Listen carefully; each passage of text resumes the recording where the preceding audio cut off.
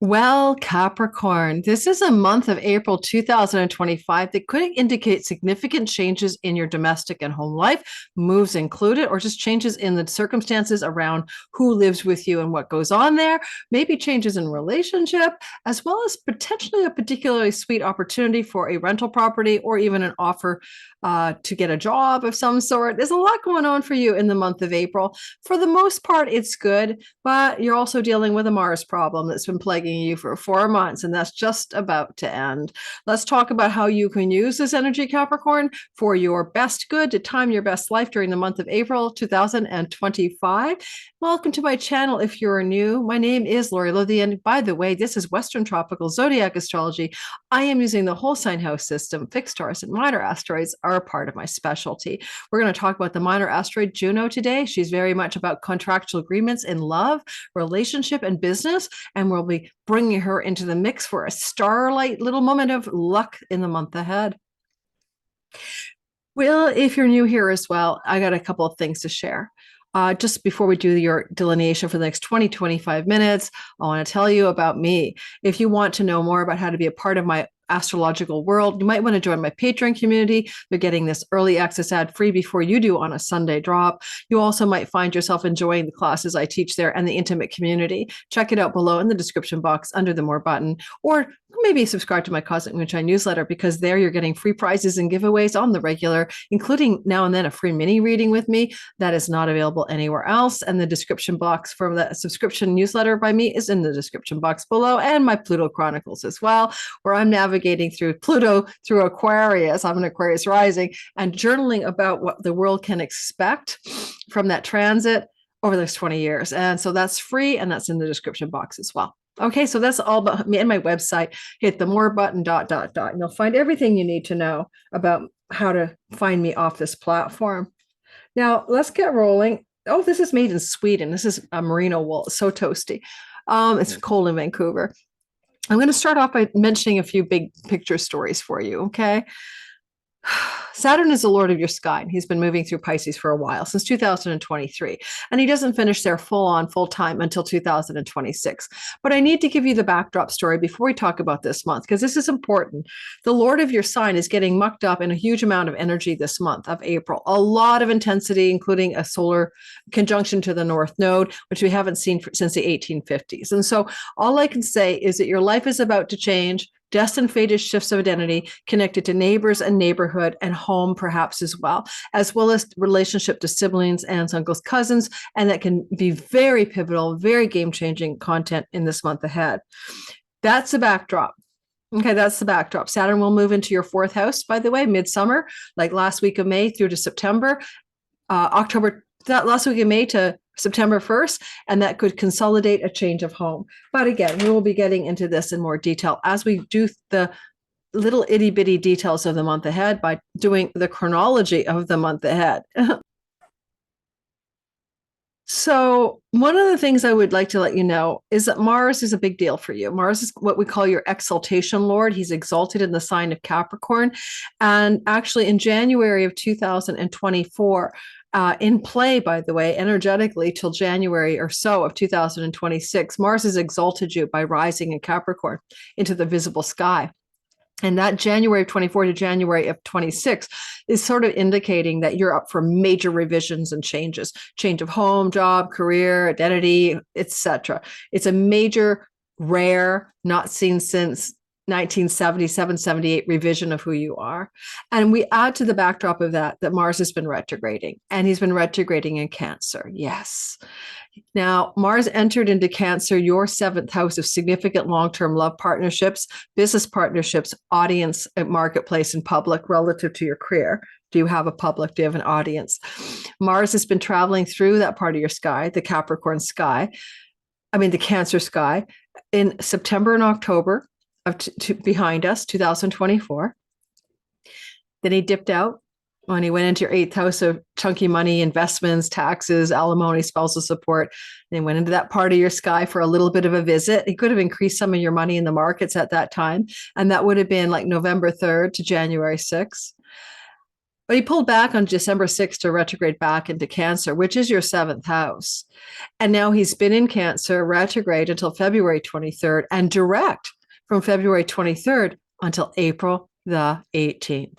This is very challenging for long-term committed love relationships. It can indicate disconnection, disharmony, disagreements, conflict, arguments, but it can also mean separation, and it can also mean ending, cutting, and severing. So any of those of you who are living through this, you went through something similar in 77, 78, September of 77 to June of 78, and it's back again. And so in the context of that, it's important to note that Mars is getting out of that place, out of the house of relationships on April 18th. And this can indicate clarity about the direction of a significant long-term love relationship, whether it is going to stick together with you or not. And then as Mars goes into the eighth house, if a marriage isn't going to make it, then we're into division of assets, separating out whose is what. Well, you get the sofa, I get the car, you get the dog, I get the cat, that kind of thing. So either which way, it goes one way or another. It's that Blondie song, one way or another. Now, legal contracts and legal fights and legal difficulties where you're in lawfare or some sort, those are also seventh house, eighth house stories, and they will begin to resolve as we move Mars out of the year Cancer seventh house into the money house. And now the result and the resumption of who gets what in lawsuits is going to be more clear as well. Technically as well, you may break a contract. You have an agreement with a landlord, an agreement with a boss, an agreement with a company, and Mars likes to break agreements and contracts as he navigates since January 6th to April 18th, that seventh house. And he's going to do some interesting actions this month, which is we're going to focus on for you as we do the chronology of the month. Also, Venus is going direct, and so is Mercury in your third house, allowing for travel, communicating, social media, writing, teaching, and learning opportunities to move forward after they've been maybe stalled out. But also retrograde would have meant things like hearing from siblings from the past, aunts, uncles, cousins, nieces, and nephews, maybe having some things going on to do with traveling to places you've been before and going back and journeying there, having a lot of backward motion there as Venus since March 1st and Mercury since the 15th retrograded in that third house where Saturn is also sitting. So you might have heard from neighbors from the past, siblings from the past. It's all about the past coming back to the now for revision and rebooting of some sort. I'm just trying to get comfortable here on my sofa in Vancouver, British Columbia, on a cold, rainy day on March the 19th, where I'm recording this early for my Patreon community. Now, let me also say this about your story. Sorry, I'm just trying to get comfortable. Please bear with my fidgeting. When Saturn moves into your fourth house with Neptune, and that's not this month, but it's worth noting, right? They're going to come together at the end of May. If you have been feeling homeless and lost and not belonging or unsure or melancholic or uncomfortable with the idea of where's my true home, Chiron's been there since 2019, giving you a wound around the home. I do feel like Saturn and Neptune coming together just for that brief time of basically all of June, July, August will help you consolidate a place to live. And some of what I'm seeing this month begins that process as well, or a place to live that you like, or less difficulty with where you live, less wounding, whatever the wounding is. My landlord kicked me out, my rent got jacked up, that kind of thing. So let's start off and do the chronology of the month, April 1st to the 7th. April 1st to the 7th, Mars is trining Saturn. Now, what you like about this is that you can get shit done. It's so simple. It is like hard work pays off. Diligence, perseverance, unstoppable, what is it? There's another word I want, not perseverant, but active forbearance. It's just you're working hard to get stuff done, whatever the stuff is, but it's about Mars in your seventh house. So that's that relational house, right? And the trine is to Saturn in the third house. So you might be really focused on, bearing down on commitments for travel, commitments for learning and teaching with other people involved, significant others or business partners or audience, and just, work in it, like getting that social media post out, getting that website revised, getting that book written, getting that thing done, marketing and selling as well. And Mars and you are working together. in this regard. And also, if a significant other might be really working hard in their lives on things they're doing that represent third house matters, teaching, learning, marketing, selling online, and their reality as well.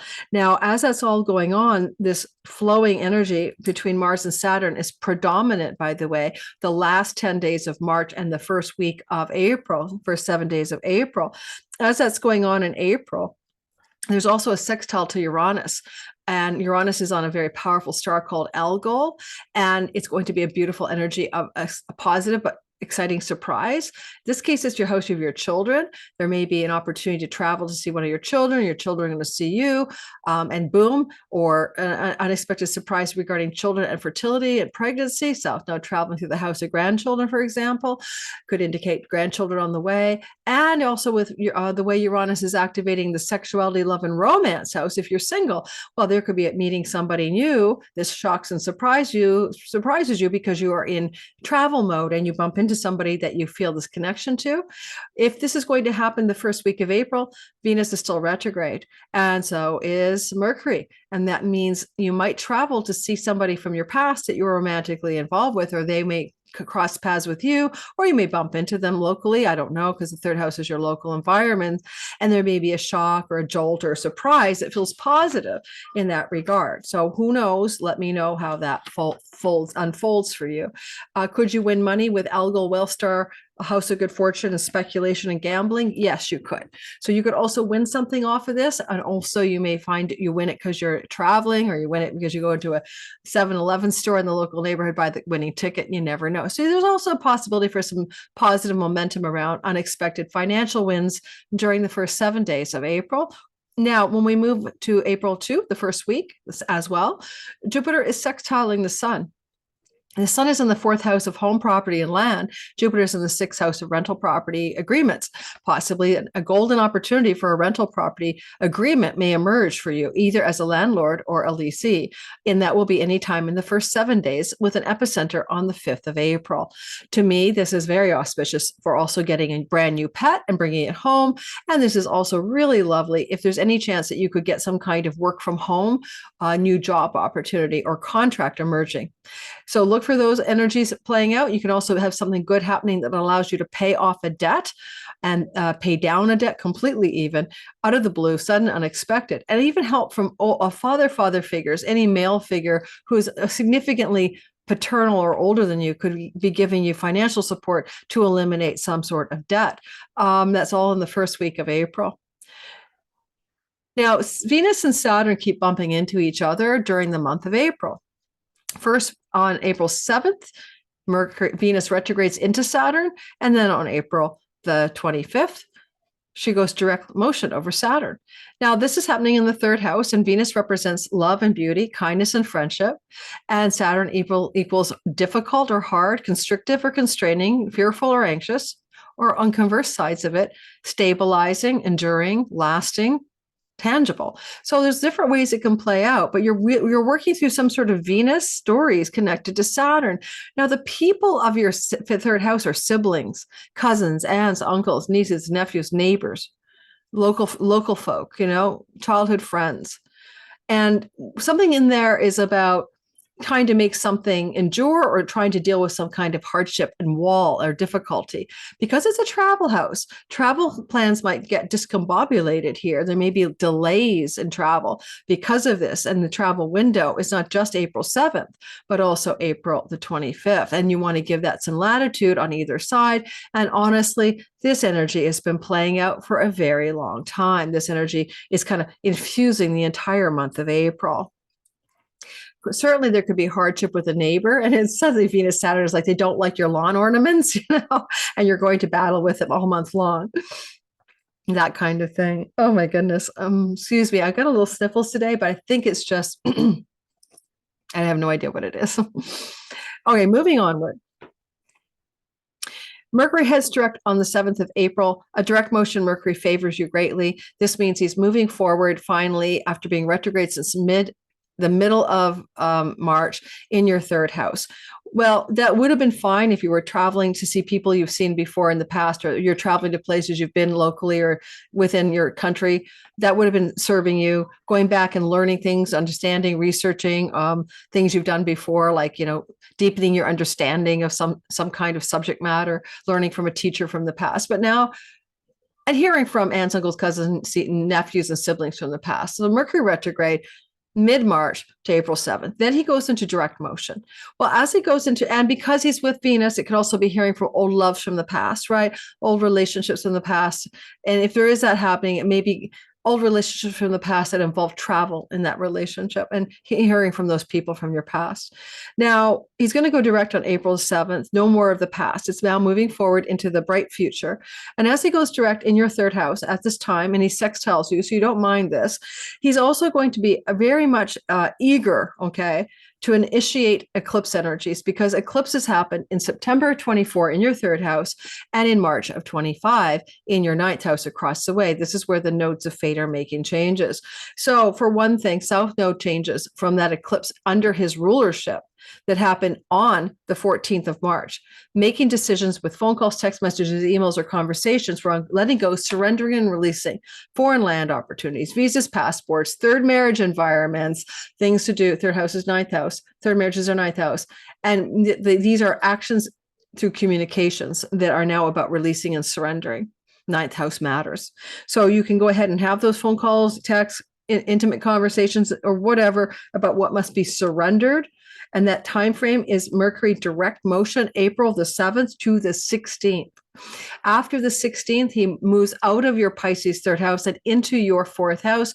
And now it's about securing a rental contract or a rental agreement, renting a home, buying a home if you can, making decisions about where you want to live, taking actions and negotiating things domestically, especially if there's any hardship with Mars in the seventh house. This would be separation of domestic assets or discussions about that. So again, Mercury will be in your third house from April the 16th to the May 11th. Keep that in mind. It's kind of not bad if you want to buy a property, but I would encourage you to wait a little bit for Mars to get into Leo. So therefore, I'd say that the 18th of the month of April to the May 11th is good for buying and selling real estate. Also rental agreements, also separation of assets and division of belongings in relationships of sustained time, monogamous or long-term, and them coming to a close. No, I would not start something necessarily new under this energy at all. It's too complicated, and Venus is still retrograde until April 12th. On April 12th, Venus is going to retrograde. And on April 12th, now go direct, I mean. I just did Mercury. So Venus goes direct on April the 12th to May the 1st. Direct she's in direct motion in your Pisces house. Now, neighbors, friends, siblings, and positive momentum around travel that is harmonious, beautiful, loving, kind, travel connected to opportunities that are financially positive for you, especially if it means getting a job contract, because Jupiter is witnessing it from your sixth house. And also maybe possibilities of beautiful new learning, but also relationships can flourish under Venus exalted and direct in your third house if those relationships involve the potential for travel-related connections, such as a romantic getaway, that kind of thing. On April the 12th, okay, Mars will come into a destined fated relationship called a wedge to the north and south node. He will be at the very end of your seventh house of long-term committed love. And in fact, the place where he's at and moving into is quite turbulent at times. And he is going to flow to the south node of letting go in the ninth house where that eclipse mid-March happened. Now, if you're in a relationship that is a foreign land connection, a foreign distant shore, or a foreigner, or in a marriage that would be like your third long-term committed love story, cohabiting like a marriage, then this could be a terminus or an ending energy that's fated and destined. Mars is also trining the North Node, or the North Node's trining him too, from the third house. Fated, destined travel opportunities emerging in some way. Mars happens to be the Lord of a house of career gains for you, and he also is the exaltation Lord for you, and he also rules real estate. So momentous destined changes of neighborhood, rental properties, changes of earning structure, and opportunities for financial gain are possible through career-related matters, as he makes this energy a fated destined intersection with the nodes on April the 12th. And you'll be feeling this energy a little bit before that and up to April the 18th. What I also can say is that Mars then at the 29th degree Scorpio of your 7th house, the drowning degree, Gandanta. Okay, this is drowning in the house of business partners, audience, public, and long-term relationship partners. As Mars is drowning at that 29th degree of your 7th house, and it will particularly impact Capricorn, Sun, Moon, and Rising in the last 5 degrees of Capricorn.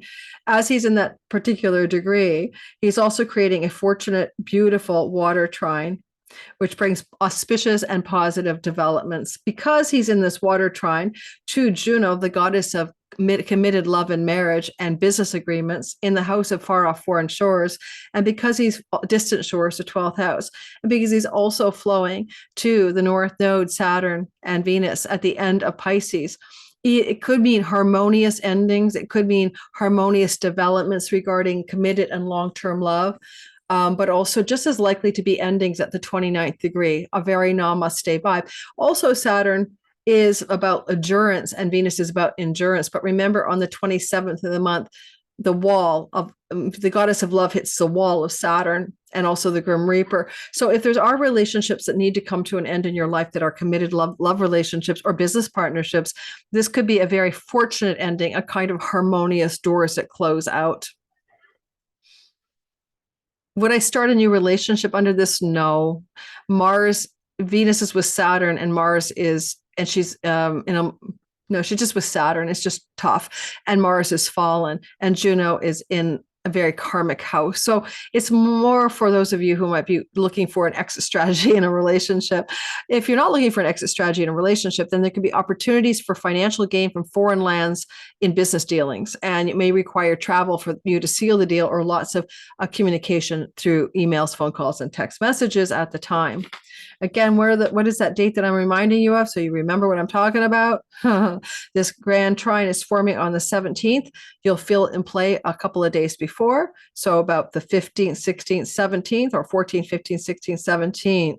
Then it's over on the 18th of April. Why is it over? Because Mars is moving on April the 18th. He's going to gallivant out of your 7th house and into the house of financial stories to do with shared resources, finances through investments, alimony and spousal support, separation of spousal assets, stock investments and the gains you might make there, taxes and tax monies and stuff like that. Now, Mars will try to eliminate things that are not good for you here, but he also can be a bit of a malefic and cause some turbulence in your investments or your stock market investments or your retirement funds, or battles over money with somebody else. So be careful there. But he'll be in this part of your chart April the 18th until June. April the 18th until June the 17th. And you can compare this to this sort of feeling you might have had around the same time of year in 1978, those 2 months, April till June of 1978, and see if you can find out what was going on back then that might give you a clue as to what's going on at this time. While he's traveling through this part of your chart, he's going to make an opposition to Pluto in your money earning, savings, and resources. Now, this is intense. This can be a massive sort of blow up in a financial axis for you. Be careful, whether it's because, someone wants to take you to the cleaners through a lawsuit, or your spouse, or a stock tanks, or your 401k falls to pieces, or the tax bill's extraordinary, or something like that, or you need an audit. So it's just something you can do about it, but breathe. And it starts to be active April 18th. And it's kind of playing out to the very end of this month. You could have indomitable, unstoppable willpower, but I don't see it that way necessarily, because Mars is not really accessible for you. It's not like a personal will in the 8th house. things to do with your face. Okay. Be careful. This could be very difficult energies regarding. I wouldn't go to a dentist. I wouldn't do facial reconstruction. I wouldn't, try anything strange and new with your face during this time, because it's inflammation, heat, and intensity. And wow. Now you could maybe want to do like a phenol peel, but still that's a lot of intensity. Maybe you need to do a phenol peel for a skin damage, but like, I don't know. Be careful here. It's intense cathartic regeneration energy. So there you go. And that energy, April 18th to the end of the month, it's intensified. And maybe that's exactly what it is. Maybe by doing something with your face, a nose job, a phenol peel, some surgery, some new denture work or something, it is good for you. You're regenerating and renewing and transforming your face. Pluto wants to regenerate here. Maybe it can make you look younger. I don't know. So maybe I shouldn't say don't do it, but I'm just suggesting it's really intense. But there's also April 20th. On April 20th, the sun moves out of Aries, your fourth house, which is difficult. The sun in the fourth house is burning up the midnight hour. And so basically every year you get this kind of Aries season, third week of April to third week of May. Third week of March to third week of April, like heat in the house. Probably dreaming, you're waking up in the night, you're burning the midnight oil, you're not sleeping well, the light's on all night kind of thing. You can't like get the dark you need, right? That's not always an easy time. But anyway, the sun finally leaves your fourth house on April 20th. And then it moves into your fifth house.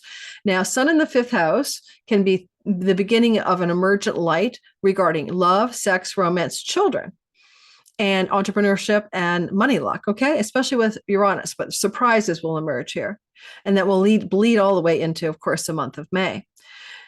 And as the sun goes into your fifth house, the sun also comes into a very intense square to Pluto in the second house and Mars in the eighth house. And this is a money, money, money axis. So there could be positive things that happen that require demanding, sudden, urgent, or surprising things like decisions and actions regarding money connected to your children, to money luck and winning money, to money coming from investments and speculations. But it is a square, which is not always the easiest aspect and can be very conflictual, intense, and demanding. And you're going to notice that it's going to be really true April 20th to the 25th. There's some kind of spotlight. And with the surprising, shocking Algol star and decapitation there sitting in your fifth house. An example would be all of a sudden one of your children is calling you and needing desperate financial support. Let's say this is an adult child, not the piggy bank, or a speculative investment either takes off or crashes. Or you win some money and it's just exciting. So I can't tell you which way it's going, which way the winds are blowing, but it is intense energy. All right, that's what I've got for you. Capricorns, hang in there. This is April of 2025. If you check don't forget to like and subscribe. It helps the channel grow. You check the description box below. You're going to find everything you need to know about my channel, how to get in touch with me on all my other platforms, how to become a part of one of my more intimate communities if you like. And if you're in my newsletter and all these other intimate communities, you hear about when readings open up first, especially my Patreon community, and you get first dibs on getting in to see me and all that kind of stuff. So check me out on those other platforms. I'd love to see you there. Thank you. Ciao, ciao.